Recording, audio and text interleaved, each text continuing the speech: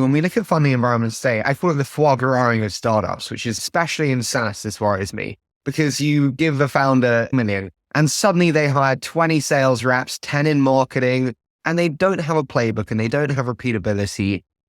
Do you see this too? And are you as concerned by it as I am? I'm not concerned by it. Huh. I believe that with help, and this is why you need good advisors, you need good capital. The best founders eventually hire great VPs. Okay. Sometimes they screw up a few VP hires. Oftentimes they'll fall in love with the logo. They'll want someone from Datadog or Dropbox or whoever. Everyone makes that mistake. Maybe your advisors help you avoid it. But the great VPs, the truly great ones, not the good ones, the great VPs know how to spend the money. The mediocre ones fall into a hole. What happens is you hire a mediocre VP of sales, and let's say, oh my God, the CEO promised we're going to go from 1 million to 10 million this year. That's what I promised when I raised the money. I didn't promise 1 to 2 or 1 to 3. Even 1 to 3 was the old days was a lot. I'm promising 1 to 10, right?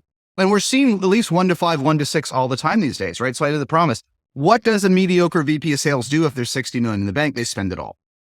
They spend it. The mediocre ones, 100% of them spend it all. The marketers spend everything, okay? We see it, Harry, you and I have seen it multiple times. A mediocre CMO will come in, or just a misfit, a mismatch. More often it's a mismatch CMO, and they'll spend everything on advertising and media. The great ones don't hire crummy reps. The great sales leaders, right? They build amazing teams, right? They just might hire a bigger sales enablement team, a bigger RevOps team to support them than you otherwise would. The great marketers don't spend money on programs that don't perform. So I think this is true, but I blame the CEOs for lowering the bar on hiring for VPs.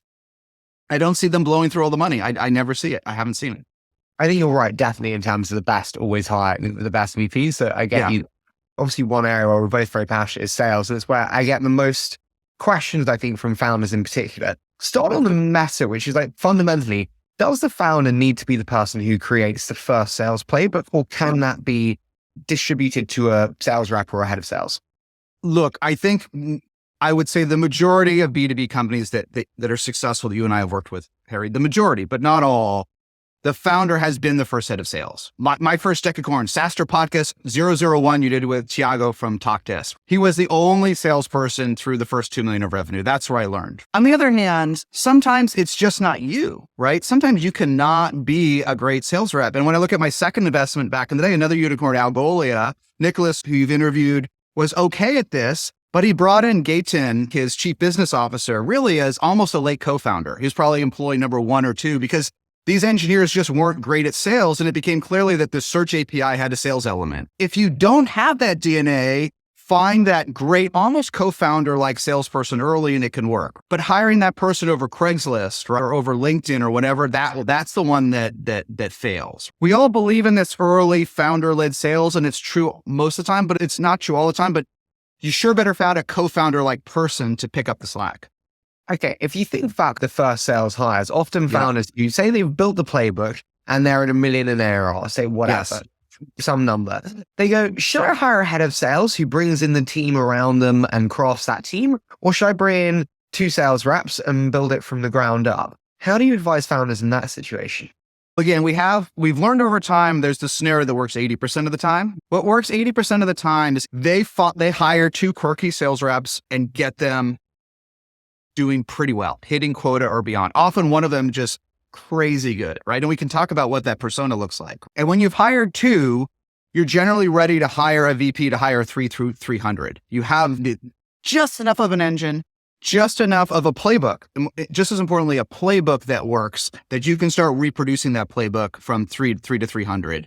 If you don't have those 2 AEs and you hire a VP of sales, 80% of the time it doesn't work because there's nothing for them to work with. And the good ones, and importantly today, a good VP of sales usually won't join a startup at that phase. That's one thing that's changed the last 5 years, is the great VP of sales are waiting for 10 million. The ones that used to join at 1 million, they're all waiting for a 10 million ARR startup today, or a unicorn, whichever comes earlier, all of them. But if you possibly can get 2 performing reps yourself, it's going to make that whole process 10 times easier. I want to talk about those 2 reps. You mentioned that. What do we want in those 2 reps? What do they look like? What are the character types? What makes you go, this is a 10x rep and we want you in our team? Let's be clear. The 10x reps in the early days are not the 10x reps later. Hopefully they stay forever. The best ones stay. If you're lucky, keep them, right? But they're different. But I will tell you how to hire them and what they look like, because they're two different things. The 10X sales rep in the early days has 1.5 criteria. It's really this simple. First, make sure they've sold at your price point, at your ACV. If you're a 5K ACV startup, do not hire someone from $1 million a year group, no matter how much you love them. It's the wrong toolkit, right? The toolkit is roughly the same for every startup at a given ACV, at a given price point. So make sure they've sold in cloud, in SaaS at your price point. Otherwise, don't fall in love with them. The second one, all the founders screw this up. Harry, would you buy from her? They listen to the buzzwords and they listen to the talk and they do the reference check. But if you've sold the first 100 copies of your product, you know whether you can trust these precious leads to somebody else. And whenever I talk with the founder and I'm asked, how did it go? My first 2 reps didn't work out. I'm like, what happened? And I always ask them one question, would you have bought from them? The answer is always no. But you can give on a lot. You can give on the fact that they were never great, that they were always mid-pack. You can give on the fact that they sold at a 6-tier competitor. You can give on the fact that they never got to 20 million in their whole lives. You can give on a lot of things. ACV is tough to give on, and the fact that you would buy from never works. So that's the criteria. And if they just pass those 2 criteria, they will work. Okay, they will work for you. And they can stay for a decade. Now I'll tell you what makes them 10X. What makes them 10X, and it took me a long time to figure this out, is that they can change their playbook. 90% of sales reps, and this works out the bigger you get, they sell exactly the same way. Okay. Harry, hi, this is Jason from 2020 Media. We have a podcast sponsorship. We started $100,000 a month. Where can I send the PO, right? Now, when 20 gets really big, that actually will work 8 times out of 10. But think about the early days. It wouldn't work. And 90% of sales reps, they just run the same playbook again and again. And the bigger your brand gets, the more that works. But the great ones, especially in the early days, they change the playbook based on who the prospect is. And that may sound obvious because as founders, we do this intuitively, but it's not how many reps are trained. They're trained in a process and a system. They get really good at the 10 questions in the script. Those early reps can be great just if they're at your ACV and you would trust your lead. That's enough. Hire her. But if they actually can sell 3 or 4 different use cases, they understand the different buying personas already, that's when the magic just happens and you get the 10Xer. And that's the criteria of every top rep at any SaaS company I've talked to, is they can completely change the sales playbook based on the prospect, based on the buyer. Can I ask one thing I find very challenging? It's like quote creation. It's like, how do you advise on the right quota that is both ambitious and it's hard to get, but also it's not too ambitious where it's just too far out of reach? What's the right balance? The good news is the middle's hard, but the beginning of this process and the end are easy. When you're really early stage, your quota should be enough that the sales rep won't quit, that they can eat.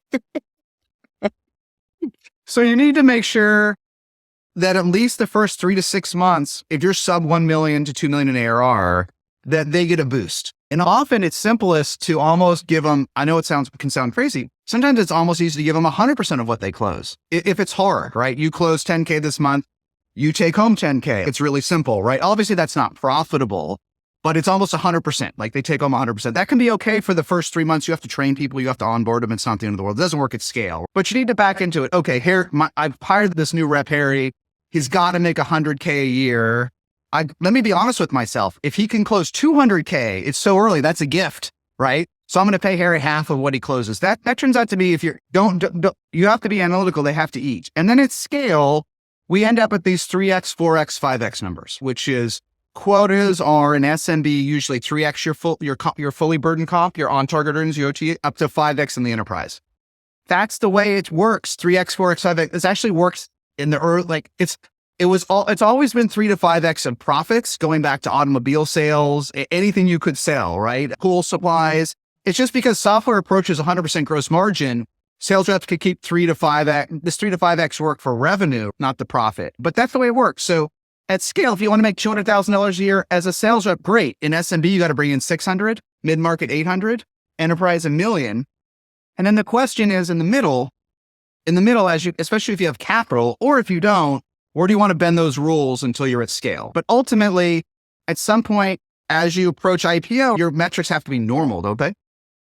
Absolutely, they do. Right. My question is also like, when you look at enterprise, given the conversion length in terms of the sales cycles, Yes. it's very difficult to know if your reps are actually good. How do you think It's very stressful. how do founders know? Very stressful. What are signs then when you have a founder that goes, Jason, they haven't closed anything, but they've only been here 4 months. How do you know if they're good? Yeah, there's a startup I invested in. It's taken a while. They're founded in 2017, and the beginning of this quarter, they were at 2 million. Okay. Since 2017, this quarter, they finally closed 1 million. So 2 to 3 million in one quarter. Not a single enterprise rep has ever worked out. They keep waiting and waiting. When you're at scale, you know, because long sales cycles don't matter at scale. North of 20, 30 million in revenue, you're lining up so many deals at the same time that long sales cycles don't matter, because if you have 100 deals in flight, it actually starts to happen very predictably. But you need 100 long sales cycle deals, not Sony baloney pipeline, but actually in flight, that are going to close before this gets de-stressed. And how many startup founders have 100 enterprise deals in flight? It takes a while. There's really only 2 answers, and it's stressful. There's no great answer. One is, I've found that in true enterprise, like real enterprise, the founder is often the VP of sales until 10 million. I've seen this again and again. Now, I'm not saying they don't have a VP of sales, but I think in SMB, you can be hands off at $1 million or $2 million in revenue, even if you did founder-led sales. I find that enterprise, they're so good at speaking to the big customers. They're so trusted. Those Harry, we know, like, we trust him. All the customers trust him. Google trusts him. Whoever trusts him. And so Harry is already in every deal until this brand is so established that Harry just gets pulled into the deal. So I actually think, to tell founders that are pulling their hair out in enterprise, keep pulling it out, because it's not going to get better. It's just going to get more repeatable, and you will be the head of sales until 10 million. And so what that means is, the big mistake that I see founders that are true enterprise make is they just have too much faith in these AEs. You have to see more progress. You have to judge it. And even if you have a 9-month sales cycle, you have to say 4 months in, are these deals really moving at the pace they did when I run them? Are they really working as well? Because otherwise it's fake, right? It's fake energy, isn't it? It totally is. The Yeah. thing I worry about is like founder dependency. And I think about this with me now dealing with sponsorship management. It's like, Yes. how do I extricate myself from the process? Because you don't want to be in every process where it's founder dependent. What would happen to SpaceX if Elon Musk was gone, or Tesla? Founder dependency is part of the game. Yeah. I mean, It's part of the game, right? I think it's one of these existential risks for investing too. What if something happens? I got an email over the weekend from literally one of the best founders I've known my entire life, saying his co-founder is kind of transitioning to an IC role. I'm like, God, that's high risk. That's higher risk than losing a customer, because a founder dependency is it's an existential problem. And making yourself obsolete is the dream of every founder, but maybe you could only come close. And it's true in sales. When I started doing these SaaS events, I would interview all the CEOs. In the early days, I would ask the Jeff Lawsons from Twilio and the Peter Gassner from Viva, and I would say, how much time do you spend in sales? Like in the early days, before they were all bigger, and they're like, more than ever. More? I'm like, really, Jeff? You just went public at Twilio. You're a developer-focused company. You're spending more time in sales than ever. Yes. Now, sometimes that means more time with customers. It's not always prospects. As you get bigger, you talk about 10-year customers. You want to move your time as CEO more to customers and prospects, but it never goes down. And I think that's emblematic of this level of founder dependency. Speaking of the founder dependency, have you ever had it where the founder's just tired? We've seen the world change and shift in ways that we never expected. And I think depression, mental health, Yes. tiredness, to get chronic tiredness is more and more a problem. Have you ever had it where the founder's burnt out? And how do you deal with that? Because that worries me. I would say only 80% of the time. What I mean is, one of the very first things I wrote in SaaStr, literally probably in 2012 or 2013, a long time ago, was, I've been doing this for 5 years. My startup's doing pretty well. I want to quit. I'm tired. What do I do? And I've updated versions of that over the years. Literally last week, I had the conversation with a great founder that almost wanted to throw in the towel. And even though they had over $1 million in revenue, it just taken a while, right? And mental health and everything, these are important issues. I wish I had any answers there. I'll tell you what I've learned more tactically about this topic, which is, one, every company, every SaaS is good in that you don't have to change the product like every week. It's not TikTok. The competition level it's visceral, but it's slower. But you do need to reinvent yourself every 4 to 5 years as a product. And the only way you can do that is if you reinvent the team and your strategy every 4 to 5 years. And what bails you out of tiredness again and again, if you get bailed out, if you do, is that magical VP that you find that is more than a VP, that is almost like a founder. Almost like a founder. And that is the only thing that has saved me over time. And that is the only thing that has saved me even running SaaSter is finding someone that would join and own more of it, take over some of that burden. And if you're a founder and you're burnt out and you're up to here, but you find someone to take over a piece of it, all of a sudden, everything's down here. It's just your stress level and everything drops 34. It's not to nothing. And then you'll realize I should have almost dropped everything to find her, to find this VP that could carry some of the load. And again, when that founder sent me the email over the weekend, the first thing I'm going to talk to him about is, okay, who can we find on the team or outside that can carry some of the load, right? Because the startup's doing great, but you need someone that's going to put some of those concrete blocks on their back and own some of this. And back in the old days at EchoSign Adobe Sign, I had 3 of those and I didn't appreciate how great it was. I didn't appreciate it. I thought I needed that out of every VP, but I only had it out of 3 of my VPs. And then I realized I was in an event and I was backstage with Wade from Zapier and we were talking about it. And you're lucky if you have half. I said, what do you mean? He's like, you're lucky if half your VPs not only do their job well, but do more than their job, carry some of that load. And if you can even have half of your management team do it, that's like magic. And I realized he's right. And so that's what, if you're tired, that's what you're missing. You don't have someone to carry the load for you. And great people will do that. And that's what's crazy about startups is people get these emotional attachments to them and they will do things they would never do in a big company. Does that mean if they don't carry the load for you, they're not made great? They could be good. Does that mean you don't have them in your organization? Like you could only No, I think Wade's point was, look, I'm lucky to have a VP of marketing that hits plan. That's enough. Okay.